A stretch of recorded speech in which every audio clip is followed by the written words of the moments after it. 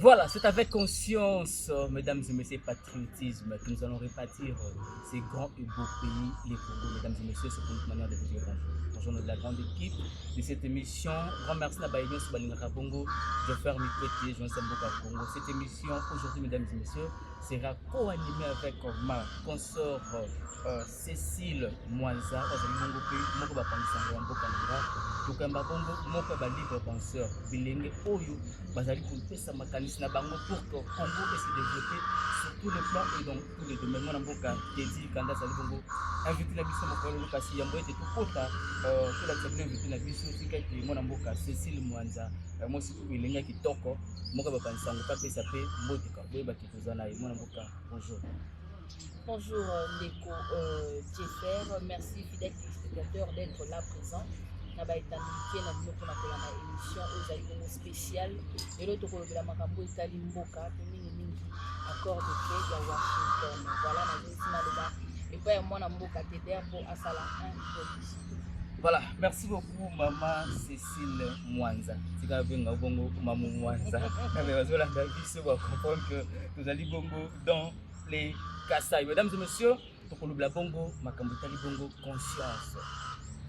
À cet effet, tokolobela Asbel Moko où ils allaient dirigé par mon amboka Prince Mokendi. Prince Mokendi azali nani, vision ezali nini, quelles sont les actions déjà menées par cet aspect ensemble na ba nyonso oyo ba evaka na kati ya aspect wana tokoyi bango na kati ya émission na biso na mwana mboka Teddy Kanda azali bongo moko comme je l'ai dit tout à l'heure ya bilenge na kati ya mboka et puis libre penseur azali moko ya bazali pour accompagner mon mboka Prince Mokendi azali bongo autorité morale parce que les noms de makambo ba autorité morale comment ko réunir autorité de référence autorité morale Président national le Bamami le Bamami c'est quoi autorité de référence autorité morale donc ba Asbel Congo conscience ezali nini ba action nini déjà ba meni to également tourner au Asalaki concernant campagne de vulgarisation il y a accord de paix au Salima qui a signé bongo na Washington également on a makambo ya accord il y a droit to bongo na mwana mboka et Dieu a déjà invité déjà bonjour mwana mboka bonjour Ndeko Jeffer Mikwete, bonjour madame Cécile Mwanza, bonjour na bakongomani nyonso oyo bazolanda biso na ngonga oyo na baetandeke na bango. Bonjour na autorité morale ya Asbel Congo Conscience, mwana mboka Prince Mokendi Punga oyo bana ya changu bauti ko baptisé Satan de la jeunesse congolaise. Topesi mbote esika ezali bana nyonso ya Congo Conscience mbote. Voilà, mbote na bana changu mbote na ba 4 districts bayambaki bongo le président l'autorité morale Prince Mokendi Punga na cadre ya campagne to benga na campagne parce que azali pona kolakisa bango importance to bien fait ya accord de paix ou bendi accord de principe na bongo na Washington également na oya doa na mulai déjà pour la biso na ni bongo Congo conscience. Pourquoi Congo conscience? Ma combo ezali belé mais pourquoi mon amboka? Je sais que vous allez la carte na mais quand même vous faites partie de cette équipe Congo conscience. Pourquoi Congo conscience? Merci beaucoup pour la question. Je vais d'abord rappeler que Congo Conscience ezali Asbel oyo ebotami na kati ya IDPS Tshisekedi depuis le 15 juillet 2009. ezali moko ya ba association structure politique oyo ya makasi phare na kati ya parti politique IDPS oyo ekambami na mwana mboka Prince Mokendi Punga. Congo Conscience ezali pona na mission ya ko conscientiser ba Congolais, ko conscientiser ba jeunes Congolais, ko lakisa bango intérêt de la République, l'intérêt de la République, l'amour du pays, l'amour de nos dirigeants, la conscience face aux réalités de notre pays et surtout combattre contre les ennemis de notre pays. Oto yebi bango nyonso lelo bamusu bazako batama na mayele ya mokonzi mboka Félix Antoine Tshisekedi Tshilombo lelo bamibimisi toyebi bango na bakombo na bango. Donc na mokuse Congo Conscience eza na mission ya ko conscientiser ba jeunes ya ko éveiller ba congolais na oetali intérêt ya mboka. Voilà, avant de passer le micro à Madame Mwanza, on a posé une question moko par curiosité. Aujourd'hui, mon amboka Prince Mukendi, azali moko ya bakadre ya UDPS parce que Asbel Congo Conscience ezali parmi les associations affiliées ou alliées à UDPS. Mais pourquoi ne pas rester dans l'UDPS pour matérialiser vision ou ya conscientiser soit ya Congo Conscience wana? Akimi UDPS pour la solo, lelo UDPS c'est comme parmi ba parti on peut le dire que trahir, tout décevoir ba Congolais yango mwana mboka Prince Mukendi timbeli da idéologie na mi créer ya Congo Conscience nanga pour que l'homme ba nazaki na bango te ndenge juda wanga na kiyesu. Non, même pas. Même pas. Nania ibsa que Congo Conscience est créé depuis 2009. UDPS a eu un pouvoir. Ezali par rapport à la vision politique, vision au mwana mbali wana mwana mboka wana le patriote Prince Mukendi Bunga Azanango eza tellement élargi que sengaki eloko mususu toujours na kati ya UDPS parce que Prince Mukendi a commencé sa carrière politique depuis 1995 alors qu'il était encore trop jeune. Trop jeune, à l'âge de 17 ans, il a commencé à fréquenter l'UDPS jusqu'à ce qu'il a adhéré, comme dit la loi, pendant qu'il avait 18 ans. Et jusque-là, il n'a jamais fréquenté un autre parti politique que l'UDPS. Donc, il incarne même la fidélité en lui. Donc, il n'est pas de ce genre de personne, Netibajida, Bakouangana et tout ça, non. C'est seulement parce qu'il aimait ou il aime beaucoup son pays, il aime beaucoup sa population, il aime beaucoup sa jeunesse.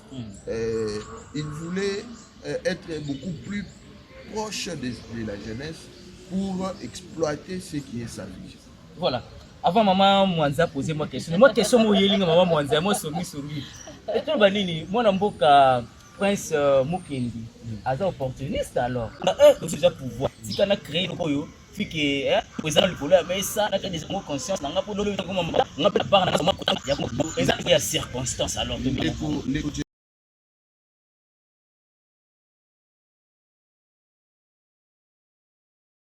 Bongo na Tchang.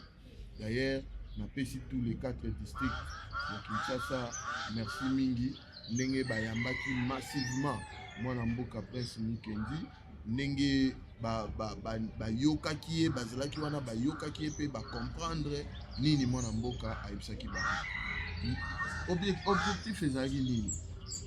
Après 30 ans passés, mboka na biso Congo ezo subir injustice ebele epai ya banguna ya mboka na biso, notamment Rwanda oyo ebomi bakongomani ebele de milliers de morts.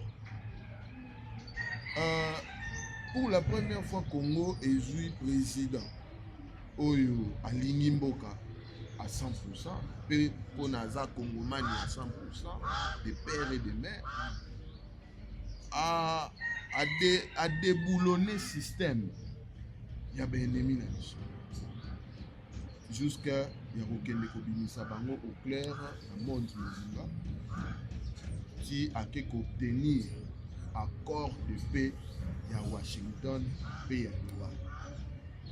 Lokola monguna ya libanda akoki koopere te soki na kati ya mboka banguna bazate yango wana monguna azolemba te alingi abanda koutilize baopposant oyo ya mayele mabe nde ozwaki komona ntango accord de paix esalami na Washington baopposant oyo ya mayele mabe babandi campagne ya diabolisation pour dire que bateki mboka Fachi Béton, Akabi ba minéré et tout ça.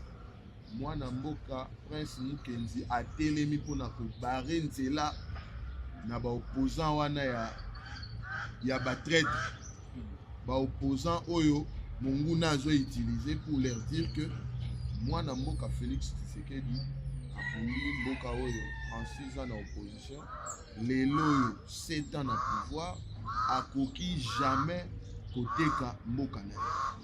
Akei koyebisa bango les 3 victoires diplomatiques oyo chef de l'État azui na kati ya baaccord wana. Chef de l'État azosilisa bitumba na bic na papier. Chef de l'État a comprendre que na mboka na biso batraître bazali, ezala na armée, ezala na bayi politique, ezala na badiplomate, batraître bazali. Ye a contourné bango, bazali kozela ye abimela na porte ya mokie, ye a contourné bango ake kobimela na porte ya monene, esika wapi ake kosigner accord de paix. Il y a le 27 juin, si je m'abuse, à Washington. Quels sont les 3 victoires diplomatiques et chef de l'État? Premièrement, Prince Mukenzi a talisi bana mboka que na signature wana likolo ya diplomatie chez l'État binduki et tika beta parti oriental. Donc, tu vas liboso sur le plan sécuritaire. Avec la médiation du président Namboka Prince Mukenzi Punga, Yeoyo Aza, homme de terrain, Azo Limbate, Naba action sur terrain. Après, Tchangou, déjà dimanche le 31 août, Torozala Bongo na Pullman, le chapiteau. Wana ezali organisation ya Congo Conscience, azali kopesa projet de société il y a 5 ans, 2025-2030, ndenge nini Congo Conscience eko fonctionner, ba plan nango ba activité nango nyonso kozala, et puis réforme na kati ya Congo Conscience, et wana ezali organisation moko milulu moko munene makasi ozala bongo les 31 oyo na Pullman. Mais rendez-vous spécial oyo bakinois nyonso, sans même ça il y a parti politique nini oyo nyonso olingi mboka na yo, rendez-vous eza moko na